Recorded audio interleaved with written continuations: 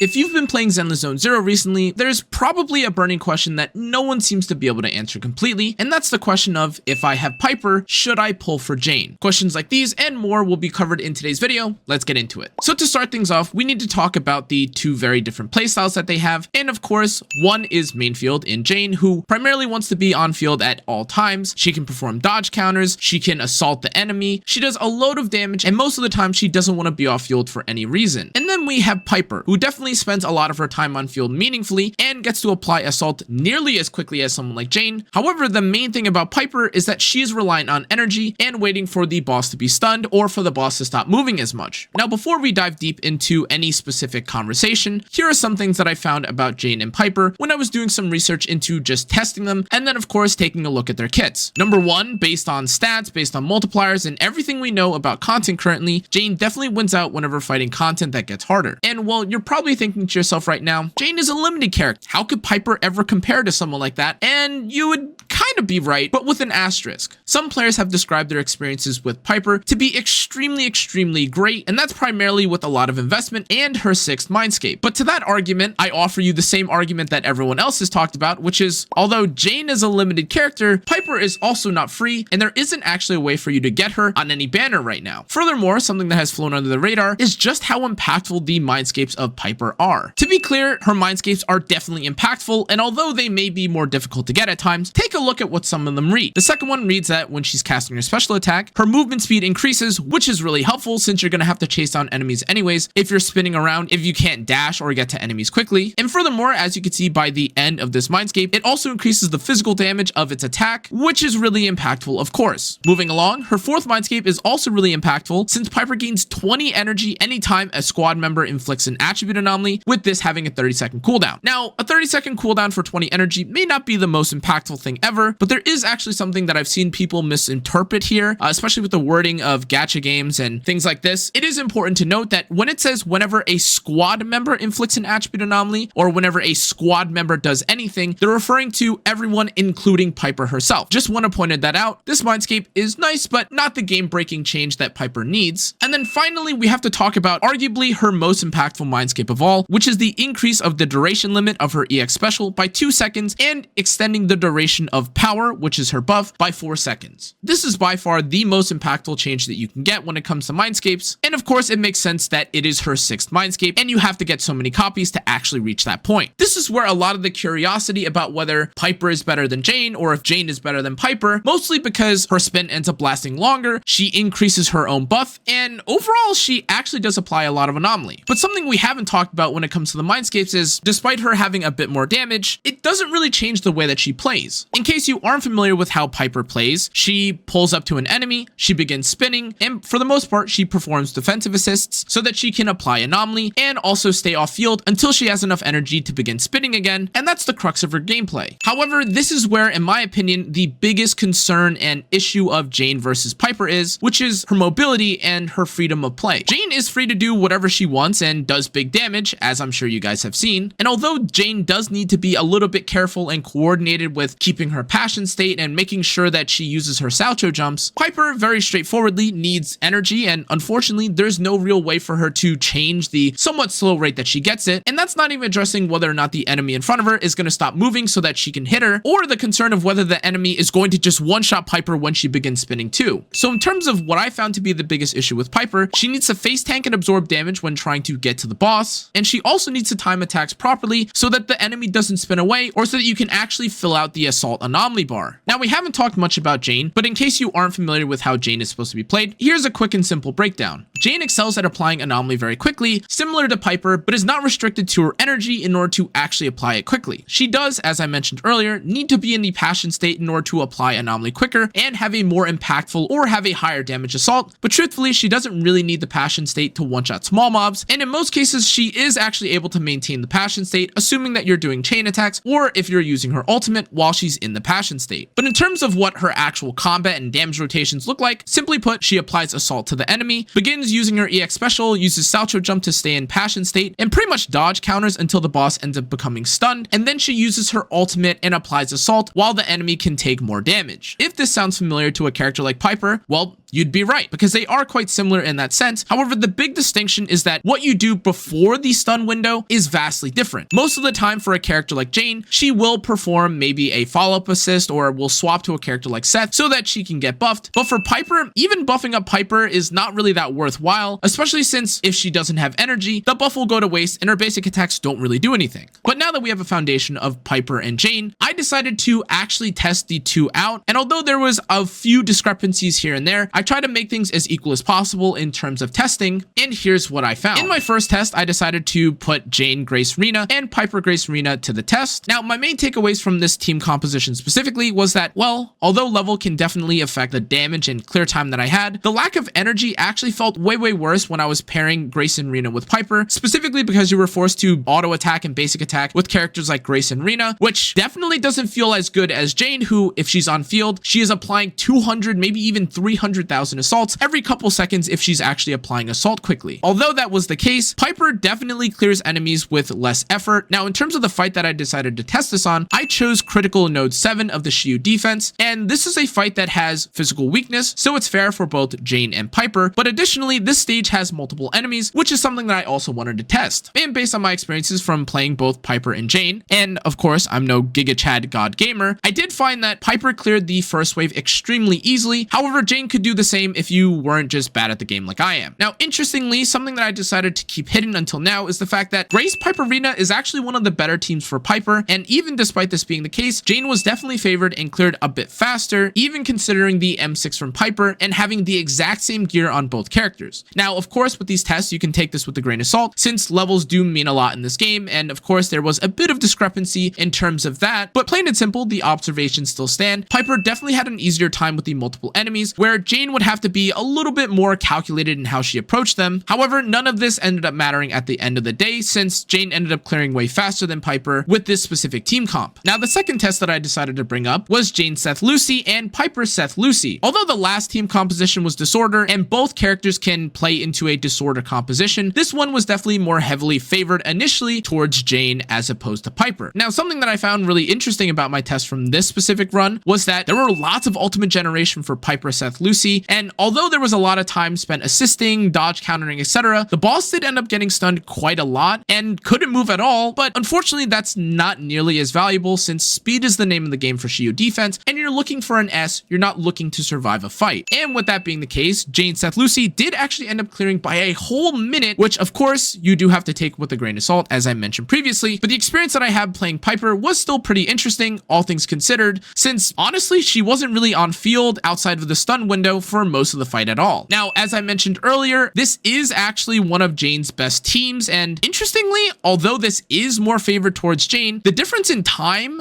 was roughly the same. Piper was only 1 minute slower, which of course still means that it's a victory for Jane, but despite this being way more favored for Jane, Piper still performed decently well, although she did have to change the way that she was played a little bit. The third test I decided to run when it came to Jane versus Piper was the classic Nekomata Jane Lucy and the Nekomata Piper Lucy. Now, this is definitely more favored for Piper since, well, Nekomata is primarily supposed to do a lot of the damage here, and you want to get assaults out quickly, and, well, to be honest, I've been asked a lot about whether Jane and Nekomata together can work well, so I decided to test it. My observations from this run, however, were that although this was a Nekomata team, there were actually tons and tons of decibel / ultimate generation, again, specifically for the Piper team, and although there was tons of dodge assisting and parrying as well, the boss actually lost most of its health from anomalies, less so from crits or any damage specifically from Nekomata. Now, my Nekomata is not level 60 and has triple crowns, but it was interesting to note that in most cases when I was playing Piper, I was still mostly parrying and spending more time dodge countering as opposed to actually having a stun window or spending more time applying assault. Now, from Jane's end, she of course was on field more when being played, and Nekomata was honestly more of an afterthought for both team compositions, and whether that's specifically because her levels weren't level 12 as opposed to the anomaly characters that work with less investment remains to be seen. But I actually discovered something even more interesting when trying this team, which is that despite Nekomata and Piper synergizing very well with each other, Jane Nekomata still ended up performing way better, and that's likely because of how much damage, crit, and assault that the Nekomata Jane team does as opposed to Piper. Now, this specifically was interesting to me because in most cases I understand that Nekomata's anomaly isn't that that high, and a lot of people will end up playing something like crit Nekomata and use someone like Piper just to get assault on the field. But there was another plot twist, because although it seemed at first that Piper was going to be better with Nekomata, and then Jane ended up being better with Nekomata, the final plot twist is that actually the difference between Nekomata and Jane was the closest that it's been through any of the challenges, with only a 45-second difference in actual performance. Now, again, you would imagine that, especially with a character like Jane, who spends a lot of time herself on field and can actually apply a lot of assault, she would end up blowing this challenge out of the water, and someone like Nekomata would just be used, I don't know, as like an ultimate character and does a little bit of damage here on the side. But actually, Piper ended up being quite good in this run as well, and that's very telling for a character that, of course, is an A rank, as opposed to Jane, who is an S rank. I do want to be clear about the Nekomata plus assault character team, and that's the fact that although these teams do sometimes perform or will work at times, I definitely don't recommend doing Jane with Nekomata specifically, because Jane, well, can just use anyone else basically and do a ton of damage anyways. But it was interesting to see a comparison of Nekomata with Jane and Nekomata with Piper, and the results make sense. It was close, but not that close. Now, the final team that I decided to run was Jane Koleda Lucy against a Piper Koleda Lucy team, and once again, this one looked a little bit more interesting, but was definitely more anomaly heavy, despite it sounding like a more stun oriented team. Although this definitely seemed like a team that may be up in the air, or there wasn't necessarily a clear victor. Now, my observations from this run was that there were more ultimates, there were more stuns, but this time there were way more disorders, although they were only roughly 100,000, specifically when I was using Piper alongside Koleda and Lucy. At the end of the day, Jane still ended up clearing faster here, but the time difference was definitely way closer here, with roughly a 35 to 40 second difference, and that appeared to be the case specifically because of the stun potential. In most of the tests that we've run thus far, whenever Jane is able to stay on field for longer and isn't swapping to another character to stun or begin dazing the boss, Jane ended up pulling out ahead by quite a lot, and it felt quite bad for a character like Piper, who ended up having to do assists and having to do chain attacks in order to actually start going. This was definitely the case with this team as well, and although the actual favoring of who Koleda Lucy favors more between Jane and Piper is more gray and ambiguous in this case, Jane still ended up clearing faster, but the gap was definitely getting closer and closer. Now, ultimately, at the end of the day, these were the 4 tests that I decided to run on stream, because, well, those were the only teams that I had built and the ones that I could see specifically, and my findings were the following. Jane is definitely by far way better than someone like Piper, even at M6, specifically because of how flexible she is, how easy she is to play, and although my skill issue could be the reason why Jane ended up performing better than a character like Piper, a full minute difference or even 45-second difference in most cases would lean more towards Jane's favor, since I think I'm bad, I don't think I'm that bad. Furthermore, this kind of dispels the myth of, oh, well, having M6 Piper makes her better than Jane. However, the only time that I felt that the Mindscapes came in handy was, well, when I was clearing enemies at the very beginning, and even that was not that impactful, because if I just played Jane a little bit better, she also would have cleared the first wave quickly too. Now, there are some other concerns that you may have when it comes to the testing and the experimentation and the research that I did when conducting this test, and that's, well, what about this variation, like Jane with their signature and Piper with their signature? Well, based on what we've seen thus far, Jane would gain more damage from her signature because it has higher attack, so therefore, in every case, Piper would just end up losing at a similar to or greater pace, specifically because, well, you're dealing with more stats that are given on an S rank W engine. Now, given that I did all of my testing on M6 with Piper, you can also make the assumption that if you aren't M6, your experiences with Piper as opposed to Jane will be even worse, since I was able to apply my assault even quicker and for longer, specifically with the Piper team in this variation, as opposed to a team that has maybe M0 of Piper or only her 2nd or maybe 4th Mindscapes. I apologize because I know some of this is probably some rambling, but truth be told, I was also interested in seeing how Piper and Jane specifically would perform against each other. Seeing them on opposite teams and in different kind of compositions was kind of helpful in both understanding what Piper does and what Piper is strong in, as well as what Jane is kind of weak at and what she also excels at too. That's going to be it for this video though, guys. I appreciate all the support. Thanks to everyone that was on stream that was kind of making observations, and we were all kind of crowdsourcing our research and our thoughts together, which I thought was really cool. But ultimately, I couldn't have done it without you guys, so thank you so much. As always though, guys, if you enjoyed today's content, make sure to like, comment, turn on the notification bell, and subscribe. Make sure to check out the rest of my socials and all the other content on my channel. I will see you guys all next time. If you want me to do another test like this, feel free to let me know in the comment section. I will see you in the next video.